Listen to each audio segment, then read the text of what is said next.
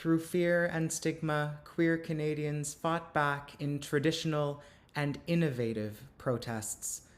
Welcome back to Hear Queer and Maple Syrup, a look at queer Canadian history, an extension of my TikTok series. I'm Jacob, your host. Let's explore the AIDS crisis in Canada together.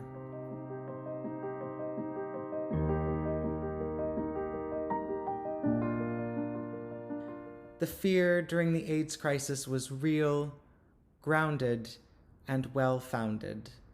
Queer folks were terrified to come out to their families and friends because of the fear of being disowned. They could be fired for their diagnosis without any sort of legal protections. Even though this was the era when provinces started to protect the queer community from employment and housing discrimination in their respective human rights acts, these were slow processes that took years and were usually driven by court cases and legal necessity rather than human decency. These fears were not hypothetical, they were very real and based in a society that prioritized stigma over safety. And people died alone because of social and medical stigma, but also out of societal fear. It took years into the crisis for doctors and nurses to finally begin their understanding of how it spread. In those early years, any medical professionals and visitors had to fully gown up to visit AIDS patients in hospitals. It was cold and clinical, and many AIDS patients were denied any form of physical touch, which led to severe isolation. Many who came out to their family following their diagnosis were deserted by the people they thought loved them, the people who were supposed to love them unconditionally. The result of this stigmatization was queer folks turning against each other by being forced to choose between conformity to heteronormative society, whether because of morality or out of fear, and fighting for rights. This is, in fact, a flaw within media representations of the AIDS crisis itself. The queer community is generally shown as coming together to protest and fight, but the stark reality is the opposite. There was deep division stoked by fear in society and in the media. It did unite some people, but it drove others away. One of the most notable cases of this was American journalist Randy Shilts, who was gay himself. He slandered Gaetan Dugas's name because he didn't agree with how Dugas lived. For those who don't know, Gaetan Dugas was a Canadian flight attendant from Montreal who for decades was blamed for bringing AIDS to the US. Dugas was identified as patient O in an American report. The O stood for outside of California. But when Randy Shilts published his book And the Band Played On, he stated that Dugas was patient 0. Dugas was Canadian, flamboyant, proud, and unapologetically queer, which made him an easy target. What is unclear is if it was a genuine misread of an O for a 0 on Shilts' part, or a deliberate misrepresentation. In either case, there was likely significant systemic pressure to find a scapegoat during a health crisis, because as a society, we function on finding someone to blame in moments of high stress, high tension, and high risk.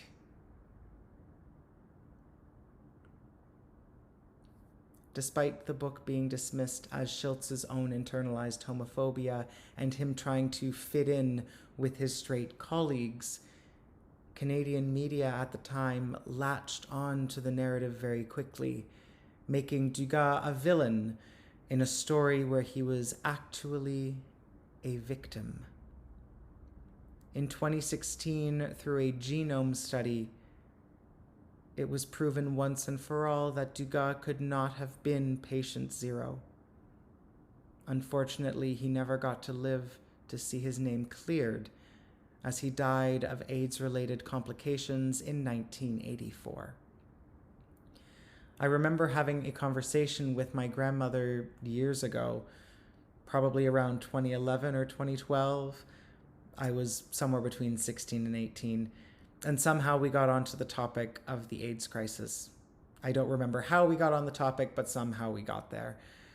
She knew exactly who he was and spoke about him with such disdain, using much of the language that was used to debase Dugas all those years ago.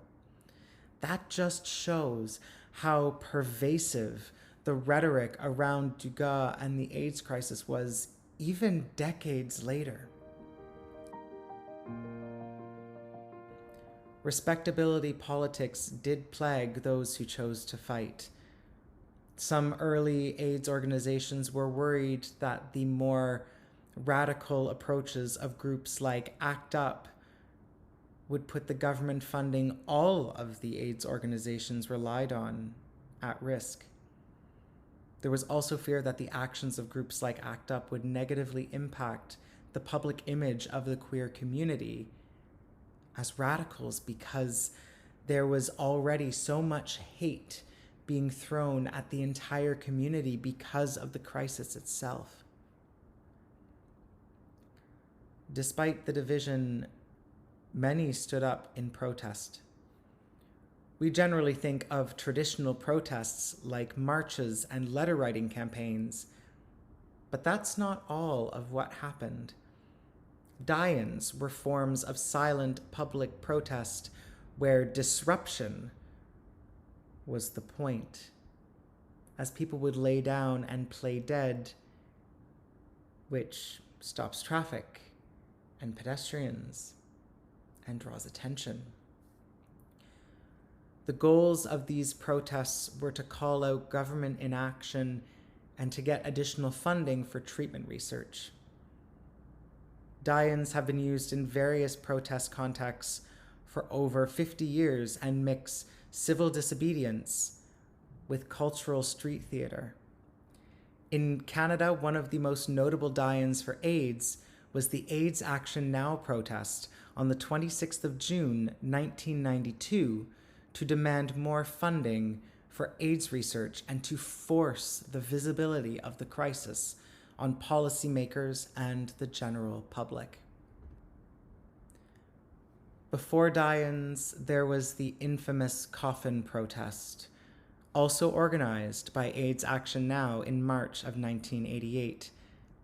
It was their first protest. They set up empty coffins in front of the Toronto General Hospital, representing the deaths caused by a lack of treatment for HIV and AIDS at the time. Statistics estimate that there are around 60,000 deaths in the US and Canada by then. One of the most impactful acts of protest wasn't in the streets, though. It took place at a medical conference, which kind of seems like the last place a protest would happen in some respects. In 1989, the 5th International AIDS Conference was in Montreal. The Prime Minister at the time, Brian Mulroney, was slated to speak. As he approached the microphone, he was unable to actually start his speech. He was interrupted by protesters who stormed the stage using chants, air horns, and other sounds of disruption. The protesters were the ones who spoke instead of the Prime Minister. The demands were clear.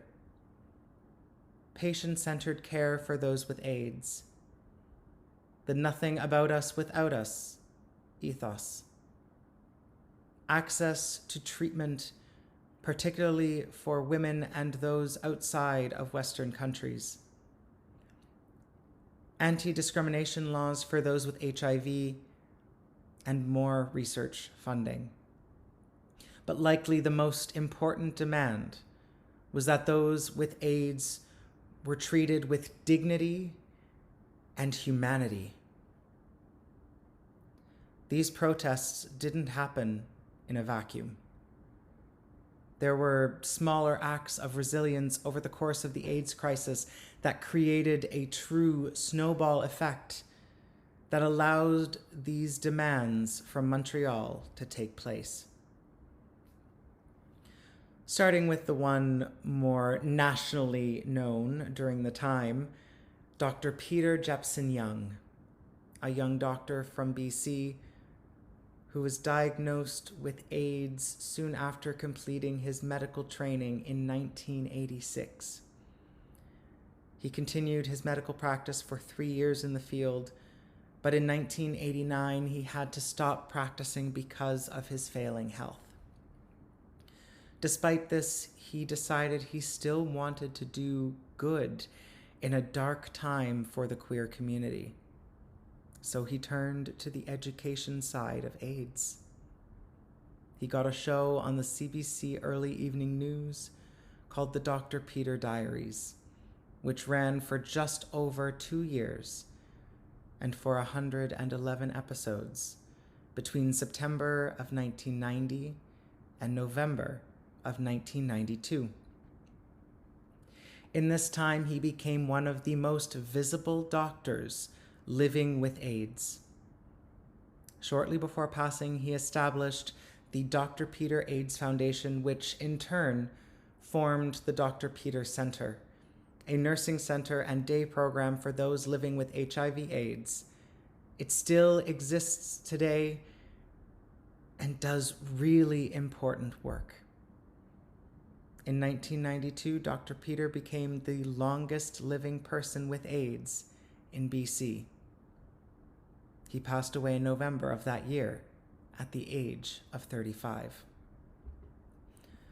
Sometimes people have activism and moments of resilience thrust upon them because of their circumstances rather than a conscious choice. This is what happened to Eric Smith, a school teacher from Barrington, Nova Scotia. In August of 1986, Smith was diagnosed as HIV positive.